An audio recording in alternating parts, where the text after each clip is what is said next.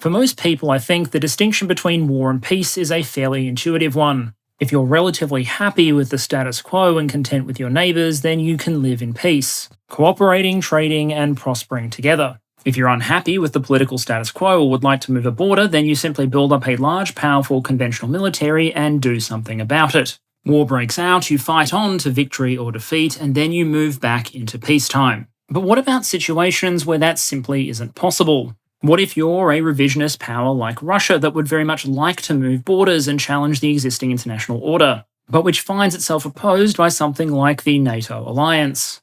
Given the complete disparity in military and economic resources, direct confrontation probably isn't on the cards. An overt conventional invasion is probably just going to result in you getting your proverbial teeth kicked in. And so you need a different solution. And so if you can't win in the realm of peacetime competition or in conventional warfare, the only options left to you might be to try something that sits somewhere in the middle. Something which is definitely hostile but which falls short of direct war. This is the grey zone of international competition. A type of fighting which can combine conventional military power with unconventional techniques like propaganda or cyber warfare. And while the tactics involved may be nearly as old as the idea of war itself, there have been a number of new labels used to describe it, one of them being hybrid warfare. And so today I want to ask the question, what is hybrid warfare? How has Russia used it in Ukraine, if at all, and how can nations better defend themselves against threats that straddle the boundaries between war and peace?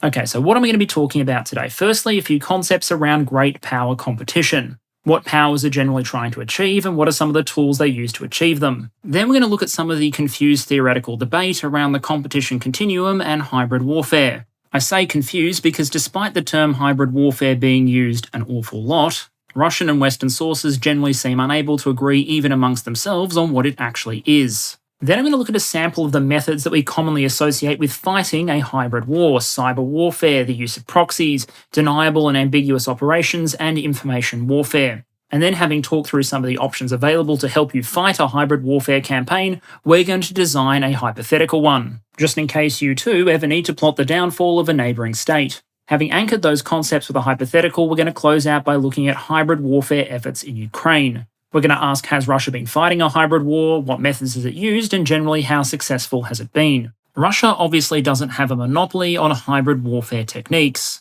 but given the war in Ukraine is clear and present, that's where we're going to focus our attention today. Finally, we'll talk through about some of the defensive measures available to countries that are concerned about being targeted by hybrid war efforts. Because just as with preparing to repel a purely conventional military threat, preparation can make all the difference. But before we jump into the world of proxies and information warfare, let me welcome back a returning sponsor, Ground News.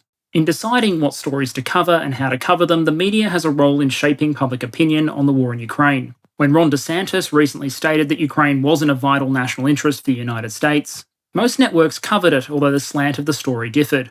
But when it came to follow-up stories, the information space began to diverge. Democrat Chuck Schumer's response to DeSantis' statement, or indeed criticisms of DeSantis from within the Republican Party, were comparative blind spots for some networks Ground News identifies as right-wing. On the flip side, Max Gates' effort to blockade Ukraine was a blind spot in the other direction. That sort of lopsided coverage can shape the ongoing polarization of public opinion, and given time may impact how this war ends. Echo chambers can be dangerous, and Ground News website and app allows you to see diverse reporting coverage, political headlines, and ownership details. I respect what they're trying to do, and it's why I've been so happy to feature them on the channel. So if you're interested, I'd very much encourage you to check them out. While they do offer a free membership, if you click the link in the description, you'll see an offer for 30% off their Vantage membership. My understanding is that's a time-limited offer, so please do consider checking it out.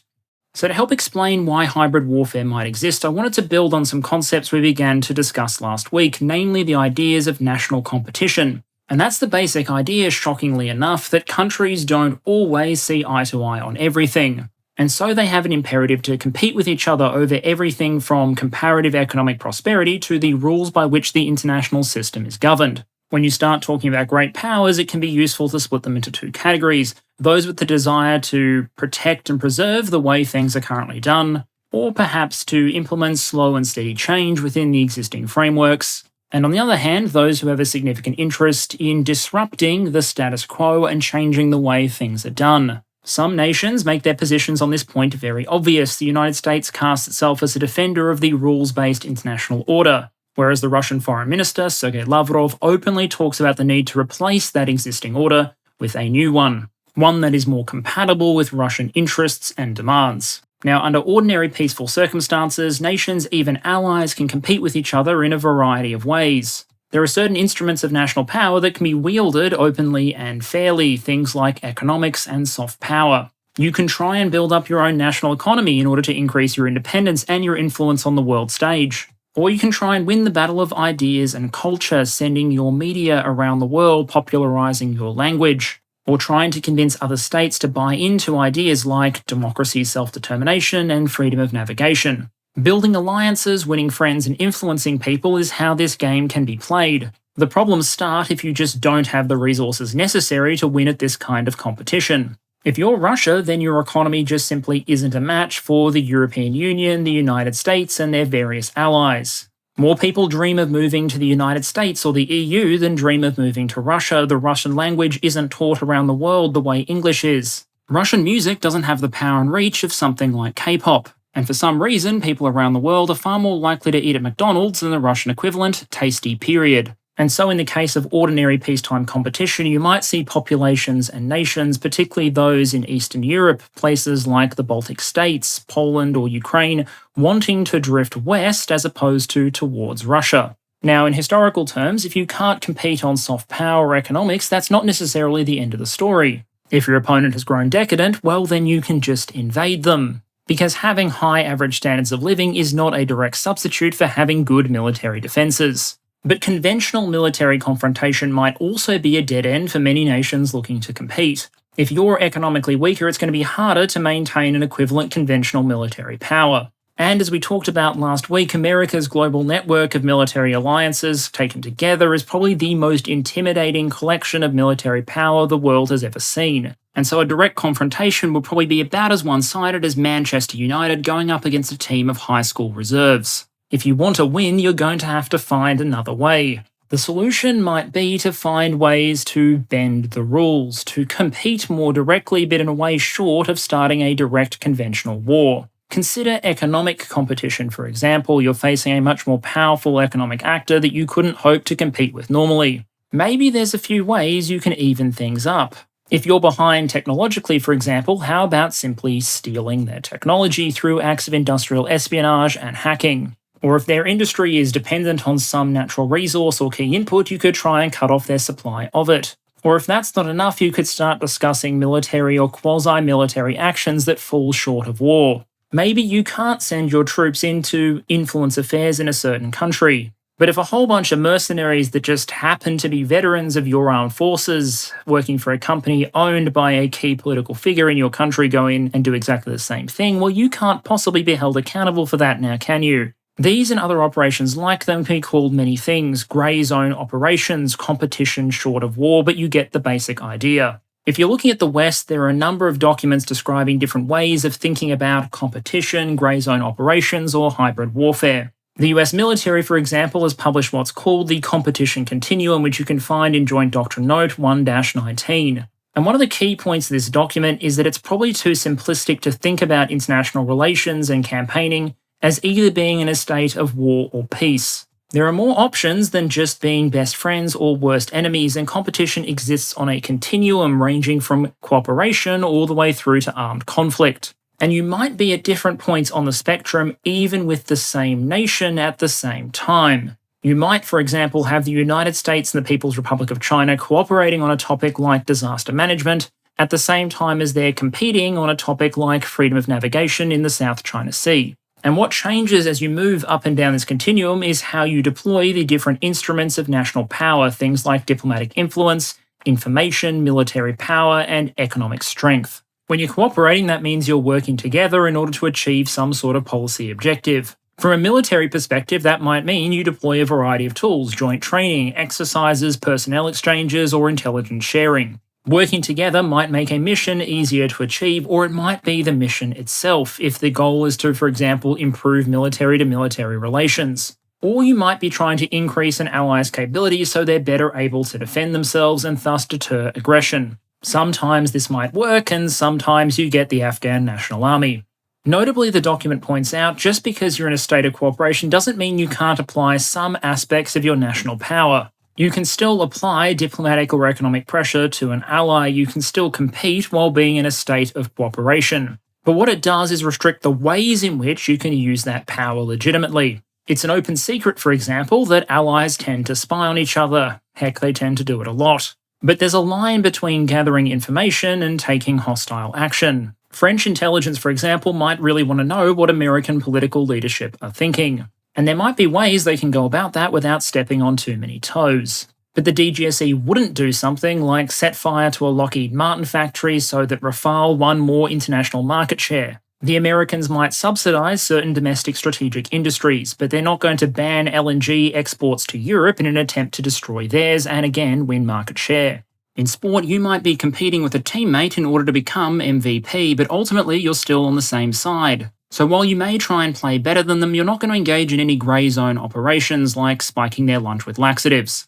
Heat things up a little bit and you're now in competition below armed conflict. These are situations where you're not bombing each other yet, but you're certainly on different sides of a particular issue. As the document describes it, these are situations in which forces take actions outside of armed conflict against a strategic actor. But notably, those actions are typically non-violent and conducted under greater legal or policy constraints than during warfare.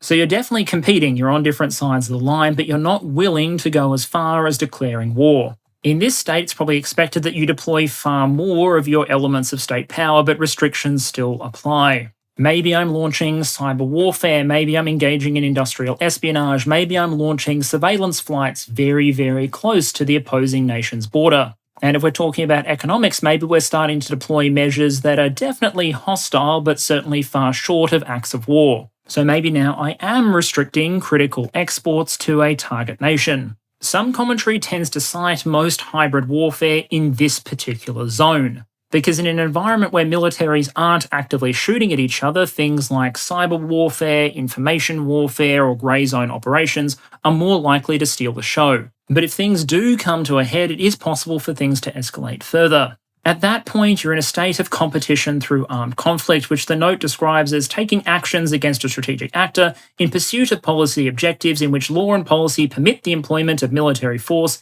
in ways commonly employed in declared war or hostilities, which is official speak for now saying that you can shoot at each other, but please don't commit any war crimes. At this stage, the gloves have mostly come off and you can deploy most of the aspects of national power to their fullest extent with some limitations. At this point, a lot of thinking would suggest you're not in a hybrid war, you're just in a war. Bombing someone isn't particularly hybrid, it's about as conventional as it gets. And so a lot, but by no means all Western thinking tends to focus on discussing hybrid warfare through the lens of methods, things that you do, as opposed to objectives. Most things that we think of as hybrid methods fit in the competition below armed conflict zone, whereas some NATO materials define hybrid warfare as a situation where you have a fusion of conventional and unconventional instruments of power and tools of subversion. If the two sides are just openly punching each other in the face without doing anything sneaky, then it's not a hybrid war. But if someone goes for the military equivalent of throwing pocket sand in the other guy's face, then suddenly they're using hybrid methods. And at that point, you're getting pretty close to Frank Hoffman's definition of hybrid war as a tailored mix of conventional weapons, irregular tactics, terrorism, and criminal behaviour in the same time and battle space to obtain a group's political objectives. But please note that's far from the only definition in Western circulation. And if you're expecting Russian doctrine on the subject to be more clear-cut, prepare to be disappointed. Now, a quick note here on sourcing. Now, you would think most nations would keep their doctrine and thinking on how to use propaganda, cyber warfare, and conventional military force in order to achieve regime change or advance national goals completely secret. After all, you couldn't possibly risk the enemy becoming aware of your grand plan and strategies. That would be like a movie villain monologuing their plan to the heroes long before they actually pull it off, and no nation would actually do something like that, would they? Now that's very true on Russian thinking on hybrid warfare, unless you're willing to buy a public subscription to Russian military journals and either speak Russian or can operate Google Translate. There are some major journals that have often featured relevant articles. Army Thought is one, I've got a screenshot of a cover there on the screen, and Armyski Spornik is also commonly cited. Then you've got a slew of Russian and English language Russian state media, And one interesting thing that they often carry is records or transcripts of speeches given by senior Russia political or military leaders, who have also talked openly and repeatedly about the demands of hybrid or new type warfare. A lot of work has been done to analyse and document this material for a Western audience. I'll credit some of the sources in the description. But what I'm going to try and do here is give a zip through of what some of that analysis has found. So what is Russian doctrine and thinking on hybrid warfare, and how does it compare to Western conceptions? Well, it depends who you ask. Now, everyone agrees the Russians do have a word for it, gibridnaya voyna, but they also have a variety of other words too: new type warfare, non-linear warfare, non-traditional warfare, and a dozen more in between. One Western writer, Clark, in 2020 suggested that to the Russians, hybrid warfare is a defined taxonomy of war, a type of war that is significantly defined by its objective, that being to change the governance and geostrategic orientation of a target state. And that those hybrid campaigns, as long as they're unified by that objective, could range from those that are purely non-kinetic to those that include significant deployment of overt military force. At the extreme other end of the spectrum, there are those that contend that Russia doesn't actually have a coherent idea of what hybrid warfare is, and that what we saw in Crimea in 2014 doesn't really need its own label and is just a collection of old-school techniques. But for you at home, the key point is probably not what Russia calls this style of war, but rather that it sees these conflicts as a common part of modern competition and as a critical threat to their influence. Because Russian articles and speeches often feature the theme that Russia is under constant hybrid threat from the Western powers, with that threat not taking the form of the prospect of any direct attack on the Russian Federation's territory, but rather a hybrid threat to Russian influence around the world by changing the worldview and geopolitical orientation of various countries. A 2015 article, for example, describes the theory of hybrid war as having been developed in the bowels of the Pentagon, which I feel gives the Americans far too much credit because, historically speaking, there's nothing new about the idea of covert influence or regime change operations.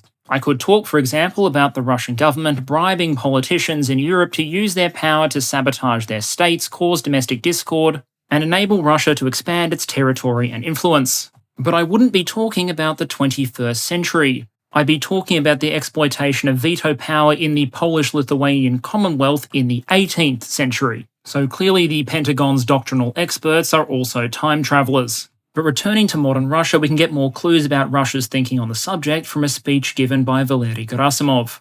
Gerasimov described the US and their allies as developing offensive capabilities. Now, when you think of offensive capabilities, you might think of bombs, rockets, missiles, tanks, and various instruments of war. Gerasimov described some of those. He talked about, quote, global strike, multi-domain battle, but also color revolutions and soft power. In that sentence, Western ideas or social, political, and economic influence, things as simple as, say, freedom of speech or a desire to associate economically with the European Union, those soft power or political threats are considered in the same way as kinetic military capabilities. Google and Starbucks might be as much of a problem as Raytheon and Lockheed Martin. As strange as it sounds, there's a lot of historical precedent for that idea. The Berlin Wall wasn't built to keep American tanks out, but rather to keep East Germans in. Eastern Bloc countries didn't commonly ban or control Western radio transmissions into their countries because they could be used to coordinate invading forces.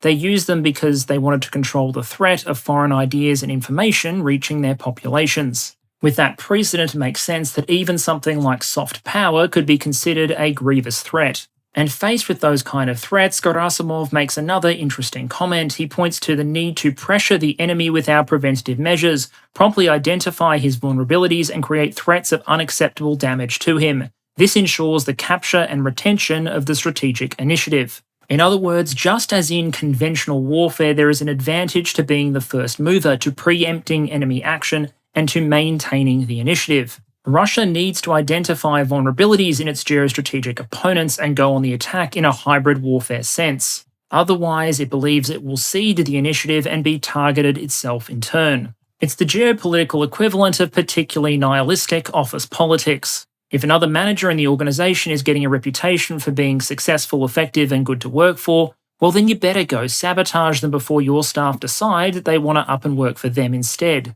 And beyond just a perceived need to regain the strategic initiative from a West, which Russia seems to believe is sequentially undermining its influence around the world, Russia's own doctrine and objectives, as we previously discussed them, also give Russia plenty of reason to want to wage hybrid wars abroad. In my video on Russian grand strategy, I talked about the Primakov doctrine and some of the goals of Russian foreign policy. And some of those key principles remain very relevant here. That US power and influence in the world needs to be undermined and counterbalanced. There is no room for a unipolar US-led world. Secondly, Russia needs to have primacy in the post-Soviet space and lead economic and political integration efforts in that region. The problem for those objectives is that many of those post-Soviet states have already drifted west or are in the process of doing so. That makes the use of hard power directly against most potential targets a non-starter. The US and NATO are simply too strong. Purely soft power is also probably a questionable proposition. Trying to win a popularity contest in Poland or the Baltic states to convince them to leave NATO, leave the European Union, and rejoin Mother Russia is probably less likely as a geostrategic outcome at this point than the Mongolians managing to reclaim the full borders of the old Mongol Empire. And so Russia needs to get creative in order to achieve its aims. When you can't win the popularity contest but you can't afford to fight fair, hybrid means are all there is left. They're the tools that allow you to adjust the geopolitical situation to enable victory by some other means. So whether we choose to call it hybrid warfare or apply some other label, there are a couple of observations we can tentatively make about Russian thinking on the subject. We can observe that hybrid wars can have a variety of objectives, ranging from those that intend to dominate or adjust a nation's viewpoint without recourse to conventional action, or they might have a role similar to the Fabricate Claims button in Crusader Kings 3. Intended to provide a justification for intervention in a crisis and then to facilitate a successful military intervention. They may even simply aim to influence and undermine an opposing state without necessarily changing its government. Russian thinking, like American thinking, acknowledges that the lines between peace and war are increasingly blurred, and that different operations may place the focus on different means, with some campaigns putting information efforts at the centre while others focus more on the deployment of other techniques. Conventional war methods clearly aren't obsolete, far from it, but there's a growing toolkit of other methods that can be deployed alongside it, a toolkit we'll look at now. One of the first tools available and one of the most commonly discussed is cyber warfare. Running the full spectrum from infecting opposing computer systems with viruses to simply ripping classified documents off gaming Discord servers, cyber warfare is an increasingly frequent element of interstate competition. Modern precedent seems to suggest that cyber attacks aren't enough to cross the war-peace threshold. They sit in that competition other than in a state of war category. Now that's interesting because some cyber attacks can cause just as much damage as a significant bombing raid. The famous Stuxnet virus, for example, that got into the Iranian nuclear program and reportedly destroyed something like 20% of the nation's supply of centrifuges, did a lot of kinetic damage, approximating the effect of an airstrike or 10. As far as viruses go, it was relatively clinical and precise, basically being configured so that if your system wasn't an Iranian systems configuration designed to operate a bunch of centrifuges at the heart of a nuclear weapons program, then it probably wasn't going to cause your stuff to go haywire, which is one of the many features of it that clued people into the fact that this might have been designed by a state with a particular target in mind, as opposed to something some random hacker put together just to watch the world burn. And yet the attack didn't spark a war in the same way you might expect a conventional military attack to. There are several reasons cyber attacks tend to be seen as falling short of the threshold for war, but one is simply that the source is often ambiguous. It can sometimes be hard to prove for sure where a particular attack originated or where a particular piece of code was written. If you can't prove who done it, then it's kind of hard to convince your population that you need to go to war. And for most nations, attacking every potential source country probably isn't a viable military option. Another reason is that most cyber attacks simply don't seem particularly newsworthy, they're not that visceral. Direct military attacks are often very visual, they're great at generating outrage and political mobilization. If a foreign power fired missiles at American government buildings, then the public would probably call for some sort of kinetic response. But if hackers managed to break into the IRS and delete all of America's tax records, even though that would do comparatively more damage to the American economy and the functionality of the country, somehow I don't think as many people would be calling for war. As a method, cyber warfare is pretty flexible and can be used to enable and enhance efforts to use other aspects of state power. For example, if you're engaged in economic competition, you can steal technology or sabotage opposing systems. If you're trying to wage influence operations, well, then if you break into the secure systems of, say, enemy politicians and get compromising information, that can help. Even in the context of fighting a conventional war, there may be a place for cyber warfare. Critical enemy government or communication systems might, for example, be targeted. Think about how much damage your average IT professional can do by accident. Now imagine if they were actively trying to break things. As a country, Russia is generally recognized as possessing a relatively mature and capable offensive and defensive cyber warfare capability. In 2021, the US Director of National Intelligence observed that Russia almost certainly considers cyber attacks an acceptable option to deter adversaries, control escalation, and prosecute conflicts. Ukraine pre-2022 certainly seems to have treated the threat as real and present. They formed their Cyber and Electromagnetic Activities Command well before the outbreak of the full-scale invasion. And an awful lot of work reportedly went into hardening Ukraine's systems against potential cyber attack. Other previous reported targets of hacking attacks that originated with Russian hacker groups that may or may not have been linked to the Russian military or intelligence service included Estonia, France, Georgia, Germany, Romania, Poland, and the list goes on. So unless you're willing to go back to typewriters and hand-delivered physical mail, it would probably be unwise to underestimate Russian capabilities in this area. But let's just say you want to achieve something that can't be managed with a slick line of code or two. Sometimes the only way to really alter a situation is to put some boots on the ground. And where you can't afford to do that directly, sometimes proxy forces might do. Now, proxy forces in general are very, very diverse. They may have been organised and created from the ground up by the intelligence organisations of the supporting country, or they may be an existing group that is being co-opted, supported, or enlisted because there's some sort of alignment with state policy and objectives. Critically, that means that not every proxy is necessarily a complete puppet. Some retain a degree of autonomy, whereas others may do more or less exactly what they're told by distant headquarters. The key is that the supporting state in some way benefits from the proxy force doing what it does. If I want to hurt a neighbouring state without directly starting a war, then I could find some group of guerrillas, resistance fighters, or insurgents operating in their territory and provide them with funding, equipment, safe havens, and training to make them more effective, without ever having to send any of my own troops into battle. For the supporting state, there's a lot of advantages to this particular arrangement. If they ever do something incredibly heinous and it becomes impossible to support them, or if I change my own geopolitical position and decide I now want to be friends with the people they're fighting,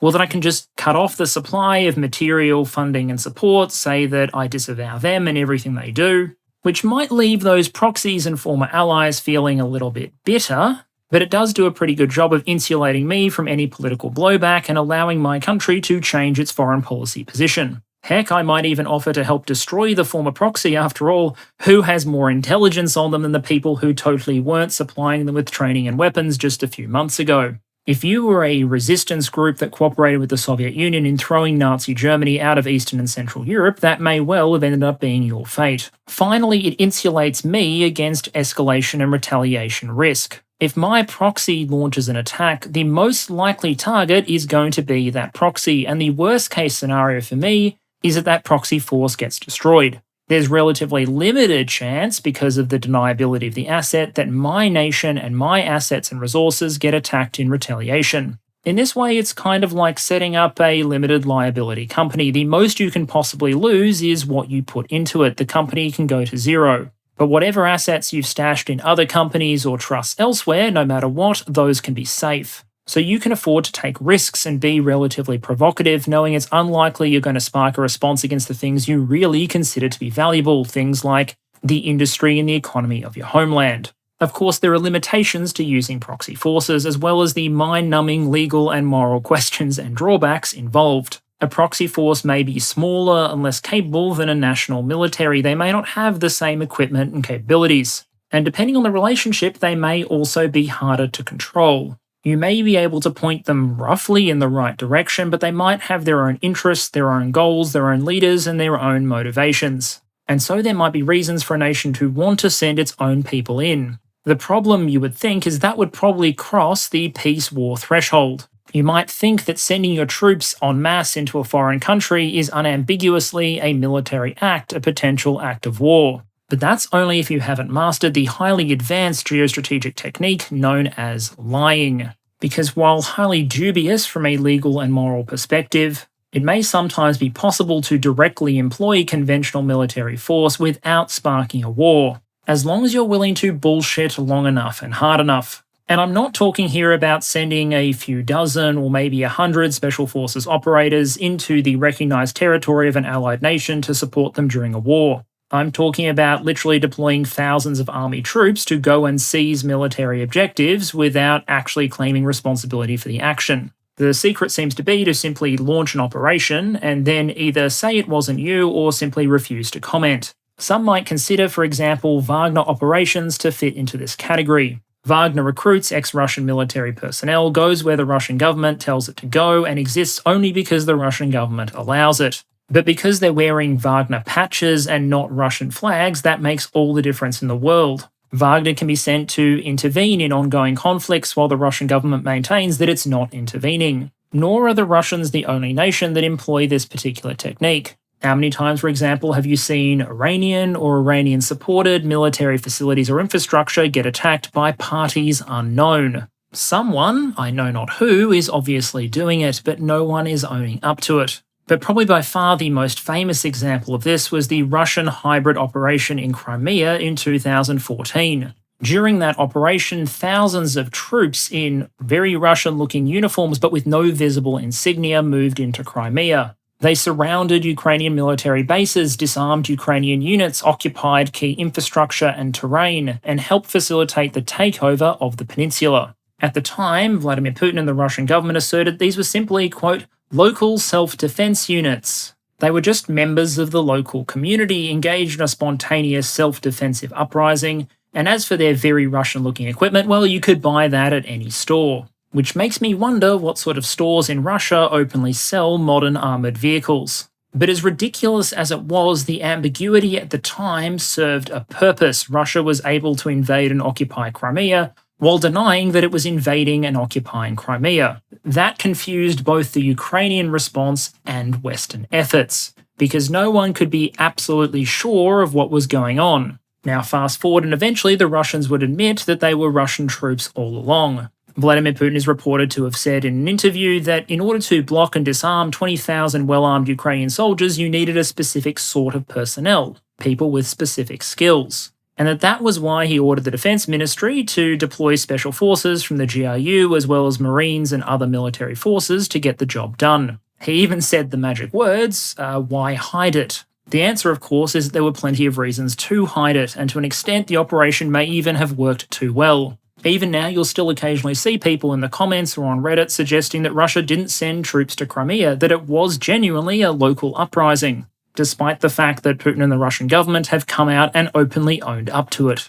But this sort of little green man scenario does have limits, as the operations in the Donbass showed. Because even if you're willing to bullshit directly to camera, there are limits on what you can get away with in terms of denying responsibility for a particular operation. If strike aircraft start flying from Russian bases to attack targets or entire Russian military formations cross a border, well then that's very obvious to everyone. And whereas the operation in Crimea went relatively smoothly, the fighting in the Donbass was less so. Despite the Ukrainian military being absolutely caught off guard and in a vulnerable state, the combination of Russian special forces, little green men, and local proxies weren't able to capture the full territory of Donetsk and Luhansk. Without the ability to leverage all of the assets available to the Russian armed forces. Instead, the fight bogged down. The separatists and the Russian forces took heavy casualties, and Ukraine retained several cities and settlements that it continues to defend even today. Avdiivka, Marinka, Bakhmut, Slovyansk, and Kramatorsk. So while this technique can allow you to bring additional forces to bear and may buy time, it does strictly limit the ability of even the most brazen state to bring their entire power to bear. Finally, I want to talk about the one that I guarantee will generate the majority of the angry comments on this video: information warfare. This is the world of propaganda, influence, and weaponized public relations. The roles of information warfare efforts can be diverse but also relatively simple. You want to dominate the information space, you want to shape views, narratives, perceptions, and emotional impressions. Because narratives and views shape political decisions, and political decisions, as much as military reality, often decides wars. Russian doctrine and the speeches given by senior Russian officials do not conceal the critical role information warfare and propaganda plays in their thinking.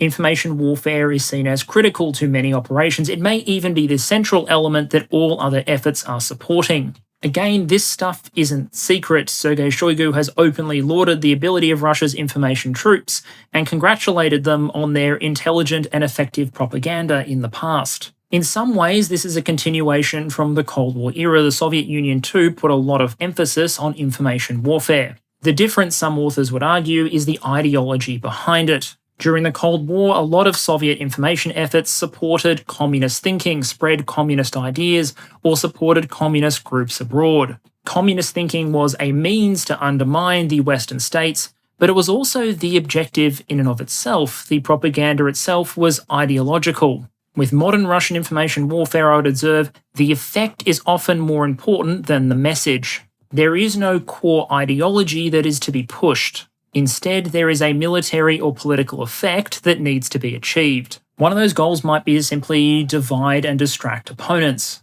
If a nation is struggling with internal political divisions, maybe it's less likely to respond to an international crisis far overseas. A famous example of this might be the work of the Russian Internet Research Agency, the IRA, which was linked to everyone's favourite Russian oligarch, Evgeny Prigozhin. I know a lot of people talk about the importance of diversity in investment, but Prigozhin has to be the first guy who diversified from catering businesses into mercenary companies and internet troll farms. And a lot of the work of the IRA was simply that, being an online troll farm targeting primarily, according to research, the United States. According to a paper I'm citing, between 2013 and 2018, 30 million Americans shared IRA origin posts or materials online. Now, the posts themselves were obviously incredibly diverse, but the objective generally seems to have been to further divide the United States, because, it's not polarized enough already, and also to influence political debate and happenings. The IRA would do things like spread materials encouraging extremists to be more confrontational with those opposing their views. They'd spread conspiracy theories on both ends of the political spectrum. They created materials encouraging African Americans to boycott elections or follow incorrect voting procedures that would see their votes struck out. Messages might benefit one political side, but that doesn't necessarily mean there was any collusion going on, only that it was in Russia's interest to support that particular messaging at that particular moment. And if Americans were busy being at each other's throats, they were less likely to pay attention to maintaining their influence and position abroad.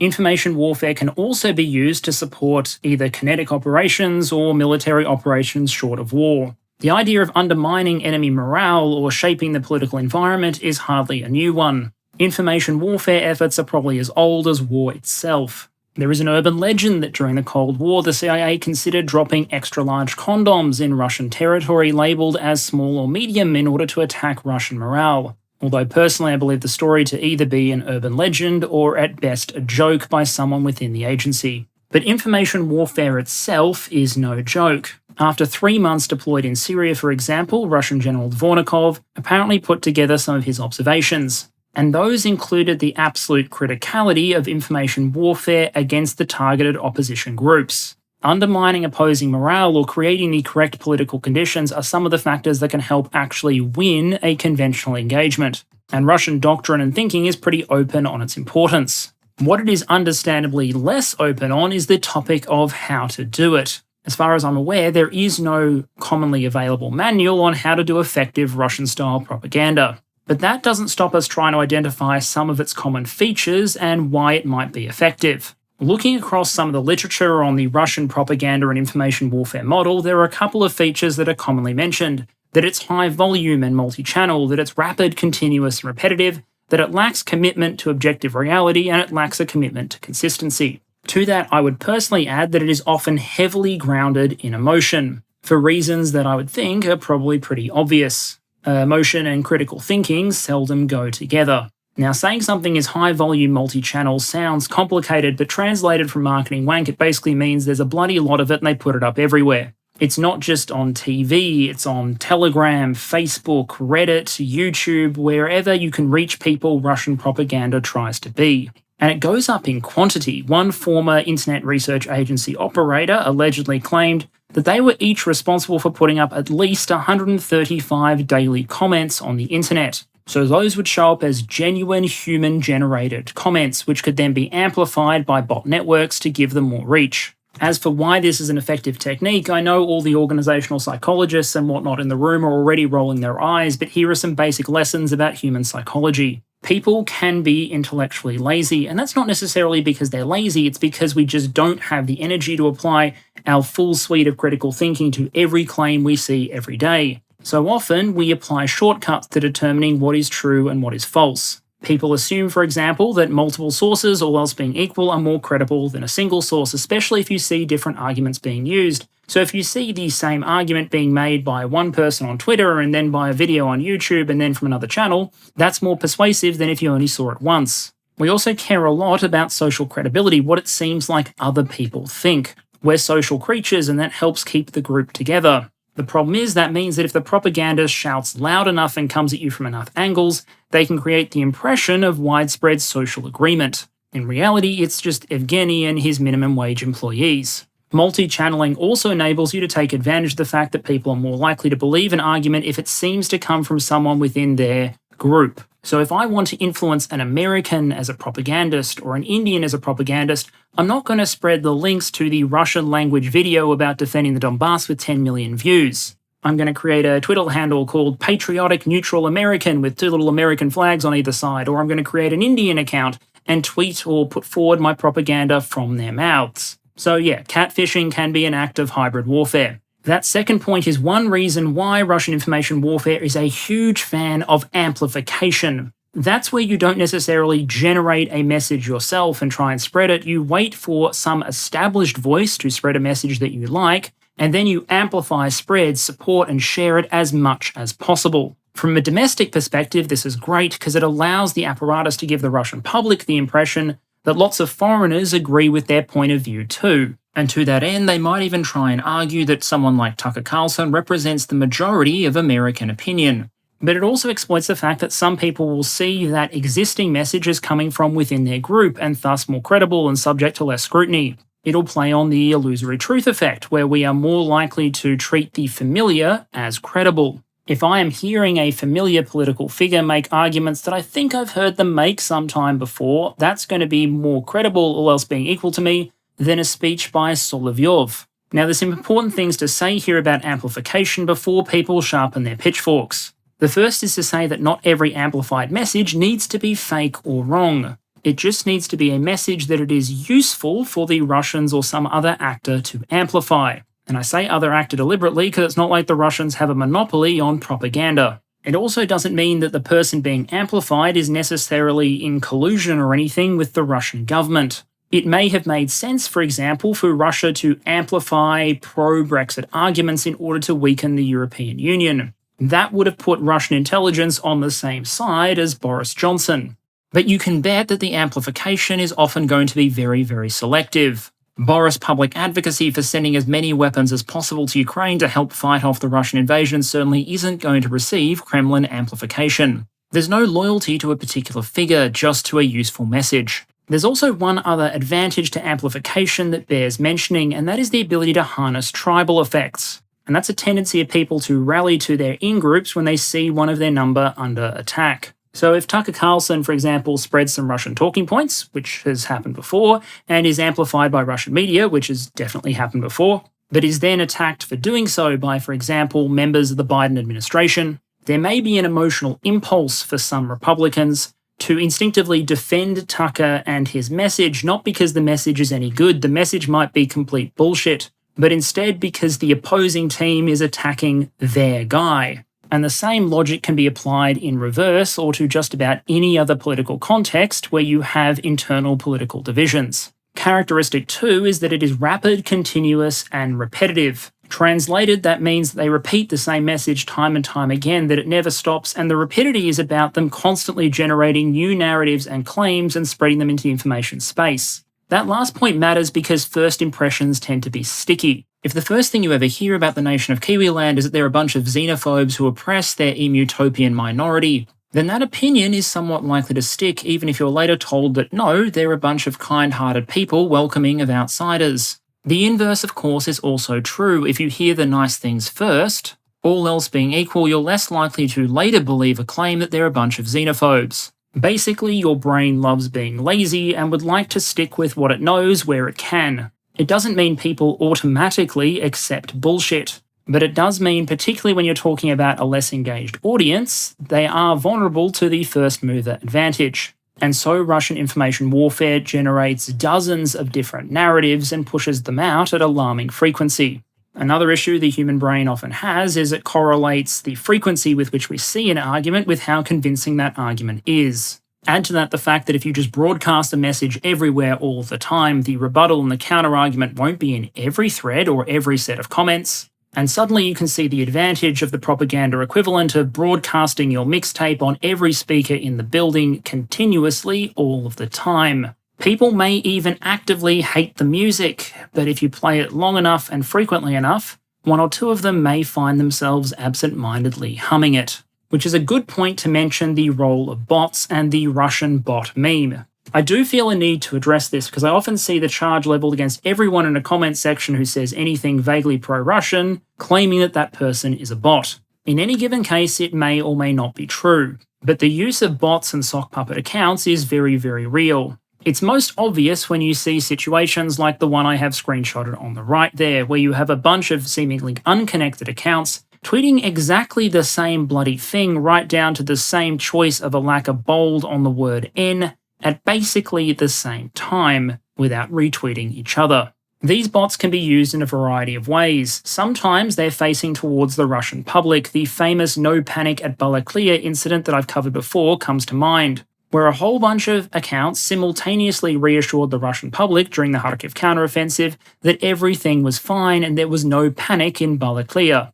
Another favourite is accounts seemingly belonging to Americans or Europeans or Indians or some other target market, tweeting in a coordinated fashion some sort of conspiracy theory. These have included, at various times, the claim that the war in Ukraine is fake, and that Zelensky has personally stolen all of the Western military aid to Ukraine. Questions like, how do you money launder a tank, and if it was stolen, why do we keep seeing videos of them on the front lines, and why do the Russians keep claiming to destroy them in battle, go unanswered. So bots in essence serve another mechanism for amplification and message repetition and dissemination.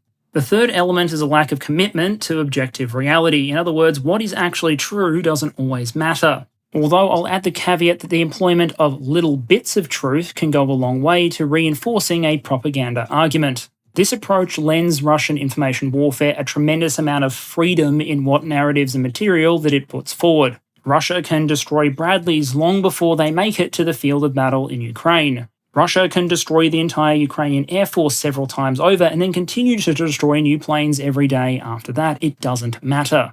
There's a variety of reasons from a cognitive standpoint as to why this sort of stuff might work. There's the fact that we see claims that reinforce our existing beliefs much less critically than those that oppose them. So if I'm already taking a pro-Russian view, I'm more likely to believe this stuff even if it seems to fly in the face of reality. We can also fall victim to peripheral cues, that is, how a person represents themselves and what environment they're in. If someone mocks up a channel appearing on what looks like a newsroom and describes themselves as neutral and then puts forth a stream of bullshit, then all else being equal, they're more likely to be believed than in the absence of the newsroom setup and the claim of neutrality. Another reason this sort of technique can work is because you can tempt people into being unilateral in their critical thinking, especially when you make tactical use of small bits of truth. So the recent reported leaks, for example, would be an example of a tactical use of a little bit of apparent truth. And for those watching for whom this is relevant, I would just remind you to check the rules in your local jurisdiction before you make any comment on publicly available classified documents. But you might see, for example, people making the claim that there is a treasure trove of apparently leaked documents, which is true, and they show Russia is unambiguously winning the war, which is untrue. But if all you're aware of is the fact that there are leaks, but you don't know what's in them, then you might be likely to believe that particular statement. There's also the example of the Russians very poorly photoshopping some of the leaked documents in order to adjust the apparent loss figures. Basically, they copy-pasted the Ukrainian KIA estimates over the Russian number in order to bring the Russian losses down significantly, and then they swapped the digits on the Ukrainian losses in order to make them, I think from memory, like 5 times higher than they actually were. And before you say, hey, no one would believe that, those figures did make it onto some major news networks. But the big enabler here is unilateral critical thinking. This is basically an exploitation of our lazy brain, splitting the world into baddies and goodies. And in that way, we no longer apply a critical eye towards anything negative said about the baddies. For example, you might believe that Western politicians have been known to lie in the past and that you should apply a critical eye to things that they say. But that can easily become an assumption that every bullshit propaganda claim made by the other side should be accepted uncritically, even if the importance of deception and propaganda is literally written into publicly available Russian doctrine. Finally, consistency just doesn't matter. I've talked about this before, so I won't dwell on it.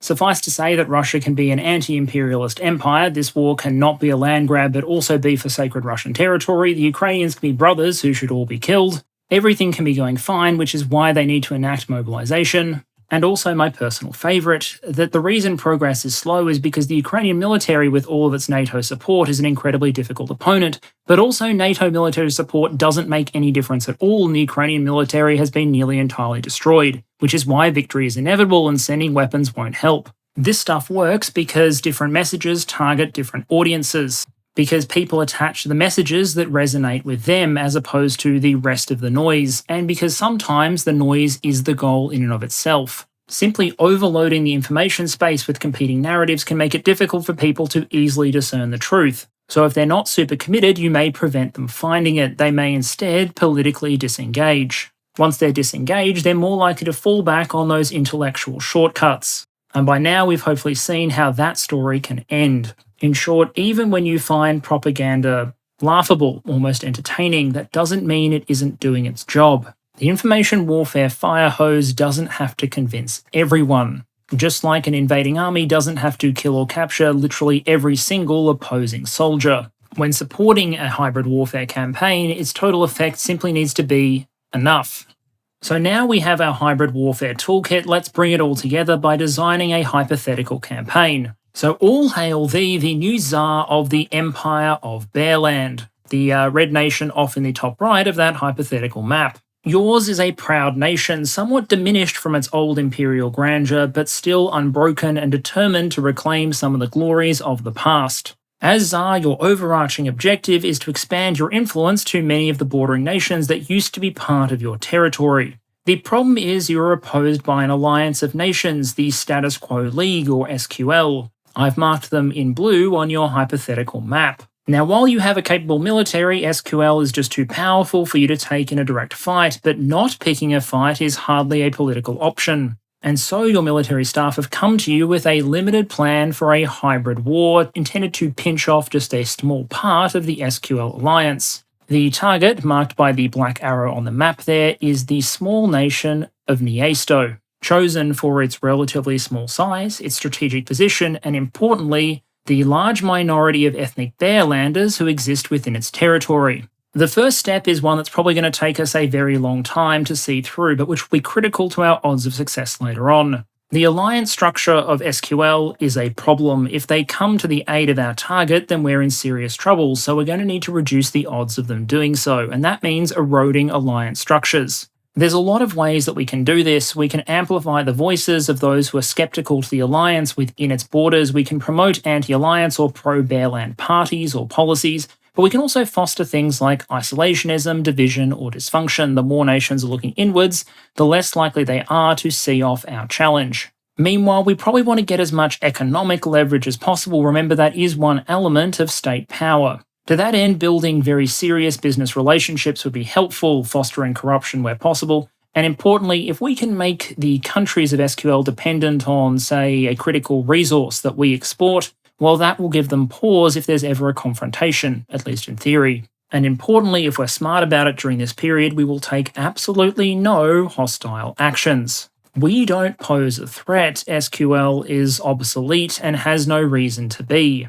And so in the years leading up to our operation, we should do absolutely nothing aggressive and under no circumstances do anything dumb like invading a nearby neutral nation. Now, in order for our hybrid war to work, we're going to need two things: a crisis that justifies an intervention, and then a guarantee that our intervention will achieve the goals we set. If we want to make that work, we're going to need to invest over the long term in setting up the right conditions. We're going to need covert assets in the targeted country, politicians and potential collaborators that we can trust, intelligence assets, maybe even special forces units that we've pre-positioned. And we're going to need a narrative exploiting our first mover advantage and the power of repetition. And in this case, for our narrative, we're going to borrow some best hits straight out of the 1930s. We're going to run the argument that Niesto is full of right-wing nationalist extremists and the Bearlander minority there is under threat. In the event the government tries to block our propaganda channels, for example, we can just use this as more evidence that they are targeting the Bearlanders and the Bearlander agenda.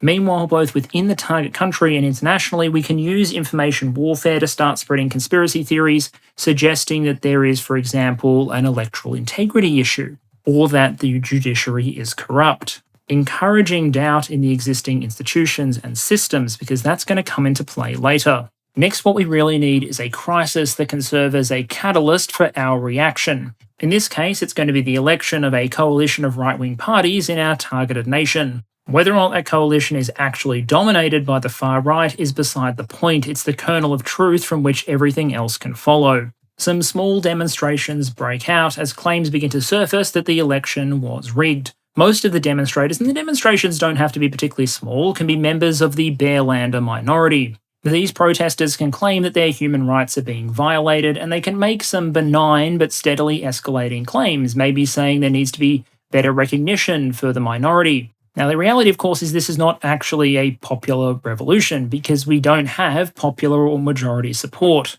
We probably don't even have a majority of the Bearlander minority on side. But that doesn't matter, we've got some kindling from which we can manufacture an inferno. It's at this stage that the combination of information warfare, cyber warfare, and covert action needs to go into overdrive, because we need to turn tension into a crisis that creates a worthy smokescreen. Maybe figures from within the crowd or in neighbouring buildings that happen to be our intelligence agents open fire on police, or maybe we encourage right-wing reactionary groups or operatives within the police to open fire on protesters in turn. To that, the plan might add a bunch of fake and fabricated stories and footage, filling social media and news networks with claims of massacres and atrocities. In that context, we can spread the word that the Bearlanders are calling for foreign protection from their own government. At which point, while the situation is confused, the plan would call for us to move incredibly quickly. At this point, it may be that figures within the country that we've previously compromised call for the overthrow of the government. After all, it was illegitimately elected and is now massacring its own people.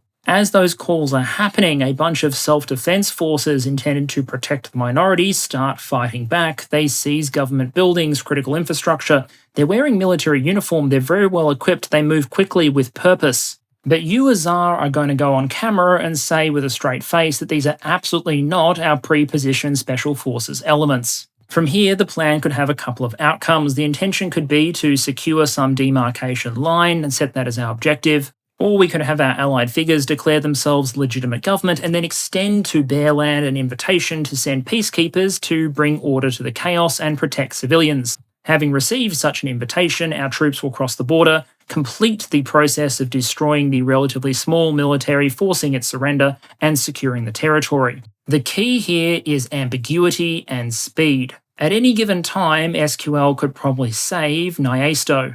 But the only thing John Smith from South Carolina has ever heard about the place is apparently it's run by a bunch of right-wing extremists that are attacking the minority there, and also their elections were fake. There's a moment of confusion as the allies and their publics try and figure out what on earth has happened and what to do about it. And if the plan works as intended, by the time they figured out what they want to do, we should already have reached all of our military objectives. Which brings us to the last critical act of fighting a hybrid war. The crisis has served its purpose, we've gotten what we wanted. Now we need to lock in our gains, de-escalate the situation, and avoid a catastrophe. Again, what is required is a hybrid effort bringing together all elements of state power. The information warfare effort needs to push a variety of narratives almost simultaneously. that what we did was legitimate, that the government we overthrew was illegitimate, or we didn't overthrow it at all. Plus, we need to begin building up the fear of the costs of what it would mean to confront us and throw us out of the territory we're now controlling. Economic coercion in the form of a threat to turn off critical exports, a conventional military threat, and maybe even the risk of asymmetric escalation. We have a massive nuclear arsenal, why not put it, or at least announce that we're putting it, on high alert? And then condemn our opponents for raising the temperature and the risk of global nuclear annihilation. We can then call for peace talks, negotiations. Those talks will obviously go ahead, but the reality on the ground is now baked in. Bare land's sphere of influence has grown just that little bit larger. And despite our relatively limited resources, a creative and risk-taking hybrid war campaign has won us a victory.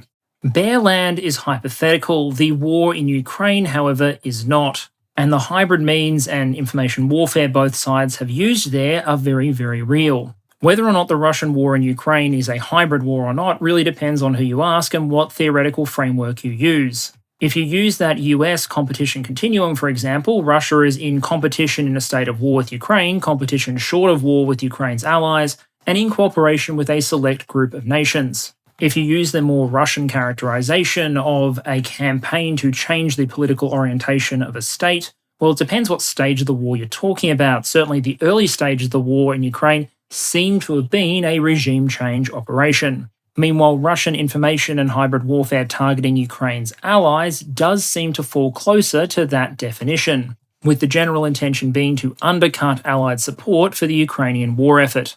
In terms of hybrid war methods, however, most of them made themselves obvious long before the invasion in February 2022 began. If you want to talk about covert action, there's a whole bunch of ammunition depots in countries like Bulgaria that exploded before the war broke out. I'm sure that all those facilities were destroyed by smoking accidents, and their destruction had nothing to do with the fact that the ammunition stored there would be very useful to Ukraine in the event of a full-scale invasion. You also had efforts to infiltrate the Ukrainian political and military leadership, to utilize proxy forces by reinforcing the so-called DNR and LNR, and a building information warfare campaign designed to cast the Ukrainian government as Nazis and talk about the need to protect the people of the Donbass. Long before the tanks had rolled on Kyiv, it seems that Russia may have been attempting to set conditions using hybrid war means. As for the opening days and weeks of the Russian invasion itself, well, those opening days are still partly shrouded in mystery. But what information we do have does point to pretty grandiose use of hybrid methods. There were allegations of sabotage and collaboration on the Ukrainian side. Allegations that the reason Russian forces were able to make such significant advances so quickly in places like the south is because they may have partially compromised some political or military leadership. At the same time, some reports mention large-scale attempted cyber attacks against Ukrainian communication and military infrastructure. And there was a global information campaign designed to shape perceptions both within Russia and abroad, the message being, Russia is winning, they're here to save the people of the Donbass, and that victory is inevitable, so stay out of it. There are also some big clues that Russia may have expected more from its intelligence services and its hybrid efforts than it ended up getting. The biggest one for me was when Vladimir Putin went up on TV and called for the Ukrainian military to overthrow the Ukrainian government, which was, he said, made up of a gang of drug addicts and neo-Nazis. Now, obviously, only he knows if he actually expected that that would happen. But if it had happened and the Ukrainian public had welcomed the Russian troops as liberators and protectors, then it would have marked a massive victory of an influence and information campaign preceding the war. Instead, of course, the Russian tanks would be greeted by militias and Molotov cocktails. And I doubt anyone at the FSB got a raise for their influence efforts. So far as the information war does go, Russian thinking does put information warfare at the center of a hybrid effort, and we've certainly seen a lot of it in Ukraine. Some of the messages of that campaign have been targeted internally at the Russian people, while some are targeted externally, either at Russia's enemies or at its allies. One element of the campaign I'd identify as having seen some success is its ability to control expectations, because it's really easy to step over a bar when it's basically on the floor. The Russian information campaign has attempted to turn just about everything into a victory. Small gains around Bakhmut, victory. Withdrawal from Kherson, victory. And at the same time, some figures in Russian media are now starting to play up the Ukrainian counteroffensive threat. because the more it is expected to achieve, the harder it will be for the Ukrainians to actually meet those expectations. If Russian propaganda can make it so that taking most of a year to take Bakhmut is a Russian victory, but a Ukrainian counteroffensive is a failure if it doesn't advance all the way to Crimea, then it becomes much easier to argue that Russia is winning. And most impressively, it manages to do this while pushing two narratives around Ukrainian strength at the same time. Slow progress around cities like Bakhmut is acceptable because of how strong the Ukrainian military supported by NATO is. But at the same time, NATO countries shouldn't bother supporting Ukraine because the Ukrainian military is basically destroyed and Russian victory is inevitable. And so whether or not you class the war within Ukraine as a hybrid effort, some of the efforts targeting Ukraine's allies probably do arguably fall into that category. That makes sense. In Russian thinking, information warfare and those various techniques are closely related with conventional military success. And in Ukraine, I happen to agree with them. One of the win conditions for Russia and Ukraine is that Western countries stop supporting it. And since Russia doesn't have the military means to force Western countries to cease their support, hybrid warfare techniques are one of the only options available to it. And so we've seen, and should expect, more propaganda from Russia attempting to break up that consensus around supporting Ukraine, while Ukraine will do as much as it can with its own information operations to ensure that support holds. It's also possible Russia will try and create other crises elsewhere to distract the West or to undermine it. I can't really cover Russian hybrid efforts in Moldova sufficiently in this episode. Suffice to say, the Moldovan government believes that it foiled a Russian hybrid operation intended to overthrow that government. And all of that naturally leads to the question of, did it work? Did the elaborate mix of economic coercion, infiltration, cyber attacks, and information warfare achieve the desired objectives? And the unsatisfying answer is usually a mix of we don't know and we'll see. Although I do think there are some early conclusions that we can tentatively draw. The first thing we can say is that clearly Russian cyber warfare has had nothing like a decisive impact. The Ukrainian military and Ukrainian communications appear to be functioning, whereas Russia's own systems are leaking like a bloody sieve. Russia's efforts to warn off Western intervention through a combination of threatening escalation, raising the spectre of nuclear war, and also waging an ongoing information campaign seems to have been partially successful. Western nations chose not to impose a no-fly zone. They've been relatively slow in approving weapon shipments, and the scale of what has gone is not always up to the scale of what could hypothetically have been sent. By contrast, I'd argue Russian economic coercion has almost certainly failed. Threatening the gas supply was an economic lever, a form of competition short of war. And yet it doesn't appear to have stopped most European nations from throwing in with Ukraine regardless. Finally, I'll mention the battle for public opinion in three distinct target markets. And here it's always hard to gauge because you don't know what element of public opinion to attribute to the information efforts and what just would have been the case anyway. Within Russia, the result has been lukewarm majority support, meaning that most Russians are not actively against the war. Most, when surveyed, say they're generally for it, but a small minority are willing to actually volunteer and do something about it. In Ukraine, the efforts have largely been a dismal failure outside of those areas that Russia already occupied at the start of the full-scale invasion. Ukrainian units haven't defected en masse, the people haven't risen up and called for surrender or negotiations, and a majority of Ukrainians continue to support the idea of fighting on, even when they're deprived of electricity or utilities temporarily by Russian missile strikes, or when news of casualties from places like Bakhmut continue to mount. The great unknown continues to be the ongoing effect on Western public opinion. So long as much as people say it's softened, it's generally held pretty strong. But collapsing that support is probably Russia's last best hope at securing something like a decisive military victory. And we won't know if they succeed until well after this thing ends. So hybrid warfare is obviously bloody dangerous, and thus I thought it might be worth finishing on some thoughts about how to defend against it. Now, there are a couple of big reasons that go into explaining why hybrid wars are so hard to defend against, especially when you're talking about hybrid warfare in non-war contexts. Speed is one big factor, and Crimea is a good example. By the time you've figured out what is happening and developed the certainty necessary to act, it might all be over. The second factor is that most of these techniques often favour the first mover or the attacker over the defender. In that sense, it's kind of an inversion of conventional military operations where a defender enjoys a considerable advantage. the bloke in the trench has a considerable advantage over the people crossing the field. But with most hybrid techniques, the relationship is reversed. In terms of cyber warfare, attack is much easier than defense. To attack successfully, you just need to find one vulnerability somewhere. To defend successfully, you need to close off every vulnerability everywhere. One admin somewhere sets their password as 1234 and your whole network's suddenly buggered. Information warfare also favours the attacker and the first mover, as we've discussed.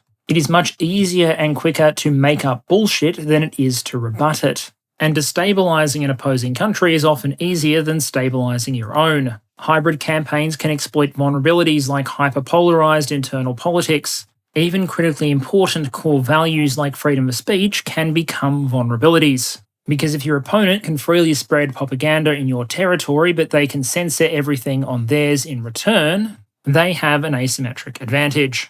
You can't change because those values might be core to who you are, so you just have to deal with the threat as best you can. A number of counters have been suggested, and the first is simply to understand that the threat exists. Part of the reason the operation in Crimea worked the way it did is because many of those who would have opposed it didn't have any idea what they were actually seeing. And most of us know how businesses, government, or organisations respond when they see something new for the first time. There's intelligence gathering meetings, so many meetings before a decision can finally be met on how the threat should be responded to.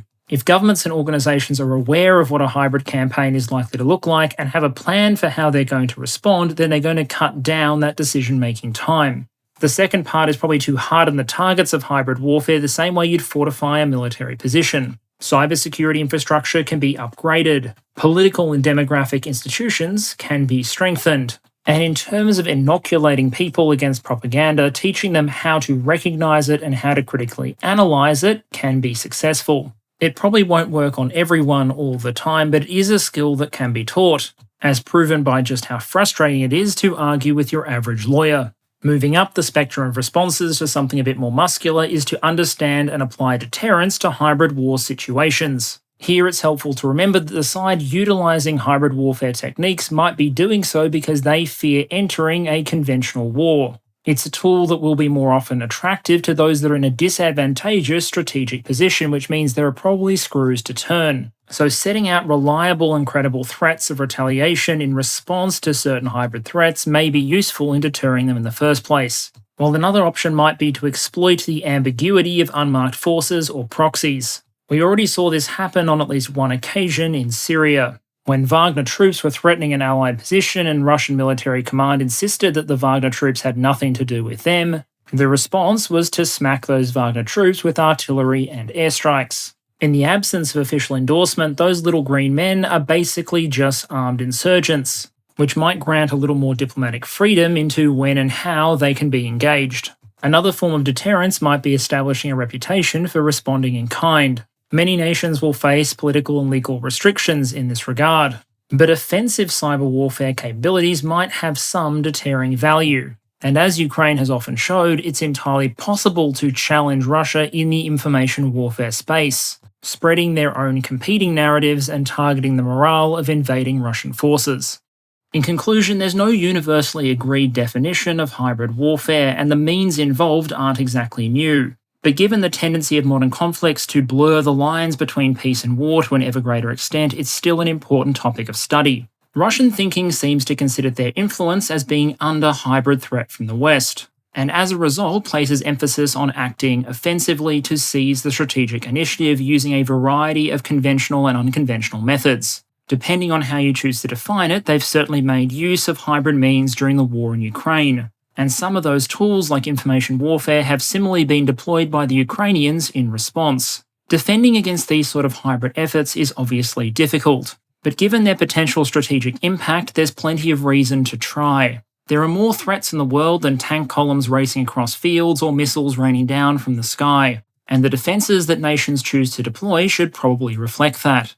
Okay, brief channel update to close out. First of all, thanks to the patrons who voted for this topic. While it again represents a deviation from looking at, say, individual platforms or pieces of technology, I nonetheless feel it is quite important as a topic to cover. I do feel like there is more to cover, particularly on the information war and propaganda. I glossed over almost entirely Ukrainian propaganda efforts, for example, but I do think this video gives some useful basics. In the coming weeks, two things to note is that you should expect a tentative resurrection of the Purun Gaming channel. I've had barely any time to game for the last several months at this point, but I hope to have at least a few hours in the coming week. I'd also like to thank the large backlog of people who've offered translation services for my video. Those are difficult to get through because I need 2 volunteers for any given language so they can vet the translations before they go up. Nonetheless, I should be posting some in the coming week, and I hope to get in touch with others who've previously offered the service for different languages. Thank you as always to all of you for your kind and ongoing support, and I will see you all again next week.